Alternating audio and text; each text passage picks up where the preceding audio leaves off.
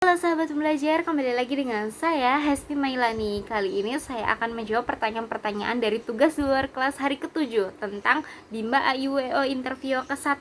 Simak terus videonya ya.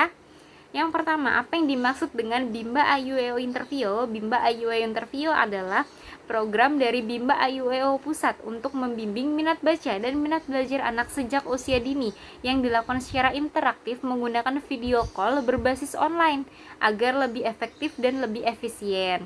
Yang kedua, apa perbedaan Bimba AYUWO interview dan Bimba AYUWO tatap muka? Bimba AYUWO interview ini dilakukan membimbing minat baca dan minat belajar anak yang dilakukan secara online atau menggunakan video call. Sedangkan untuk Bimba AYUWO tatap muka ini membimbing minat baca dan minat belajar anak dilakukan secara langsung atau tatap muka. Dan untuk durasi Bimba AYUWO interview ini dilakukan selama 30 plus 10 menit, yaitu 40 menit. Sedangkan untuk Bimba AYUWO tatap muka ini dilakukan selama 50 menit. Dan yang pertanyaan selanjutnya, berapa lama durasi kegiatan Bimba AYUWO interview? Durasinya yaitu adalah 30 plus 10 menit atau 40 menit.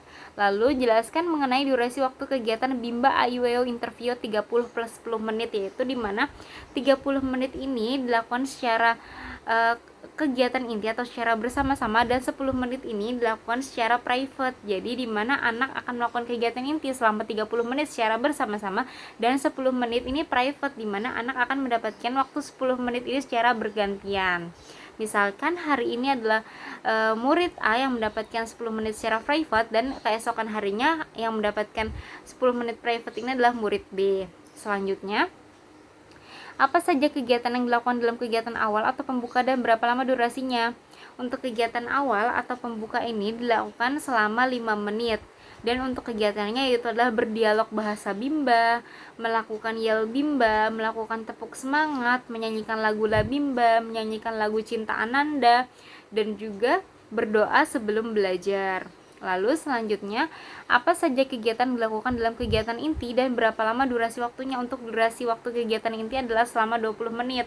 Dan kegiatan yang dilakukan adalah melakukan proses membimbing minat baca dan minat belajar anak, di mana kegiatannya adalah kegiatan bermain baca-bacaan kegiatan utamanya.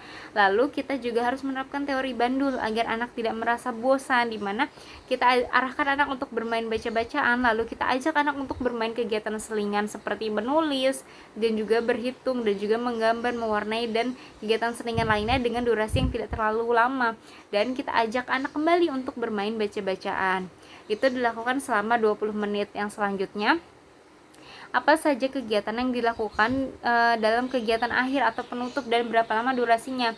Kegiatan akhir atau penutup itu dilakukan yaitu yang pertama itu tepuk semangat, lalu berdialog bahasa Bimba, lalu juga kita berdoa setelah belajar, dan untuk durasinya adalah 5 menit. Lalu selanjutnya, apa prinsip dasar atau hal yang mendasar yang harus dijalankan dalam pelaksanaan Bimba AYUWO interview? Yaitu prinsip dasarnya adalah kita harus melaksanakan proses membimbing minat baca dan minat belajar anak ini dengan proses yang sepenuhnya menyenangkan bagi anak. Dan juga kita juga harus mengarahkan anak untuk bermain baca-bacaan dan juga mengajak anak untuk bermain kegiatan selingan. Dan juga kita juga harus benar-benar melaksanakan proses membimbing minat belajar ini secara fun learning. Itu hal yang paling mendasari dalam pelaksanaan kegiatan Bimba AYUWO interview. Lalu, kegiatan apa yang menjadi prioritas utama dalam pelaksanaan Bimba AYUWO interview? Kegiatan prioritas utamanya adalah bermain baca-bacaan. Tapi juga tidak lupa kita harus mengajak anak untuk bermain kegiatan selingan agar anak tidak merasa bosan dan terus semangat dan semakin antusias untuk melakukan kegiatan bermain sambil belajarnya. Dan juga kapan motivator harus memberikan motivasi atau reward kepada anak? Kapan kita harus memberikan reward dan motivasi kepada anak? Itu sesering mungkin, minimal 5 menit sekali. Setiap anak sedang mengerjakan modul bacanya, setiap anak sedang merespon apa yang dikatakan kepada kita dan merespon segala pertanyaan-pertanyaan yang kita berikan, kita harus berikan reward dan juga motivasi agar anak selalu semangat dan semakin antusias dalam bermain baca-bacaan ataupun bermain bersama kita. Lalu yang selanjutnya, kapan motivator harus melakukan pengawasan dan pengendalian di dalam kelas, yaitu adalah setiap saat dimana kita harus melakukan pengawasan bahwa apakah anak ini merasa nyaman atau merasa menikmati kegiatan proses bermain sambil belajarnya, dan juga kita harus mengawasi anak apakah anak senang selama melakukan proses bermain sambil belajarnya, apakah anak semangat dan juga apakah anak antusias, dan juga kita harus mengendalikan kelas ini, kita arahkan anak untuk bermain baca-bacaan dengan kegiatan baca-bacaan ini menjadi prioritas utama dalam kegiatan bermain sambil belajarnya, serta kita juga ajak anak nih untuk melakukan kegiatan selingan agar anak ini tidak merasa bosan. Lalu yang selanjutnya, apa saja pengawasan dan pengendalian yang dilakukan oleh motivator?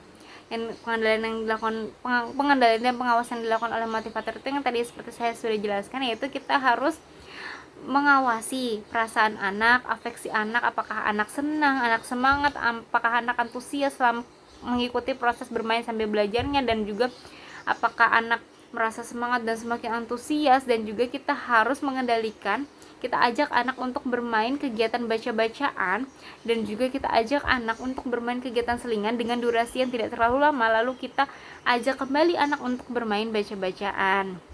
Selanjutnya, apa saja evaluasi yang harus dilakukan oleh motivator selama kegiatan bermain sambil belajar? Evaluasi yang harus dilakukan yaitu adalah evaluasi afeksi dan juga evaluasi kognitif, di mana kita harus mengevaluasi afeksi anak, perasaan anak, apakah anak senang, apakah anak semangat, apakah anak antusias, dan apakah anak menikmati proses bermain sambil belajarnya.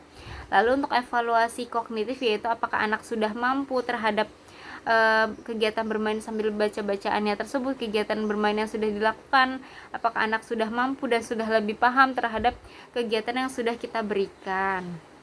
Begitu, cukup sekian, terima kasih. Wassalamualaikum warahmatullahi wabarakatuh. Salam Bima, tetap semangat dan terus belajar.